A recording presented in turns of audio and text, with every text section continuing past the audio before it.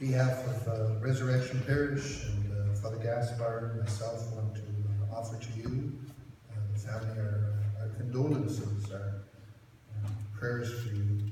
These are always difficult days when we have to bid farewell to the ones we love. And so we pray for all of you, in a special way, a couple of your brothers who, because of distance, are not able to join us today for this funeral mass. It's good that we have gathered to celebrate the Mass. For us as Catholic Christians, the Mass is the highest form of prayer that we can offer for your dad. Your dad had such a deep love for Christ and for the Church, and it's fitting and right to come and celebrate this Eucharist for him. Powerful readings that the family has chosen today, especially St. Paul's letter to the Thessalonians. Listen to these words that Tim just read from Paul's letter. He says, St. Paul writes, "We do not want you to be uninformed, brothers and sisters, about those who have died, so that you may not grieve as others who have no hope."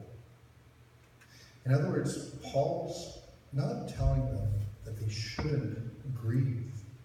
Paul is telling them it's okay to grieve, but to grieve with hope. And that is what all of us as Christians do. Whenever we come to a funeral, when we lose our parents, or when we lose our son or daughter, when we lose a brother or sister, it hurts for us, even as Christians. Jesus himself wept at the death of his friend Lazarus. And so we grieve, and Paul recognizes that we grieve. But we grieve with hope. So what is the basis for our hope? The basis is Christ, his death and his resurrection.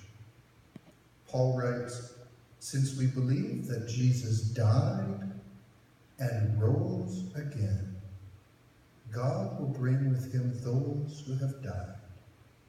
Therefore, encourage one another with these words." Powerful words from St. Paul.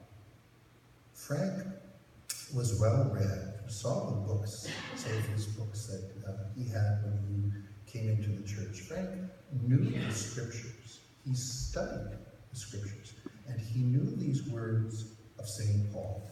And Frank embraced those words of St. Paul.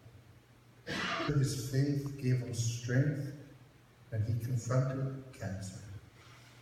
Whenever I'd go to visit Frank, he was just so serene about everything. He was just so accepting. He would ask me about what was happening in the parish. He would talk about everything else. He just was not a complainer. That's the challenge of our faith. To recognize that Christ is with us, not only in the good times, but he's with us in our pain. He's with us in our soul. He's with us in our brokenness. The disciples in the gospel today, they're walking on this road to Emmaus, and they're distraught. They just witnessed their best friend, Jesus, being whipped and crucified, and they witnessed him die on the cross. They saw it with their own eyes. They're distraught, and they're walking back with their head hung low. And Jesus joins them on the road, but they don't recognize him.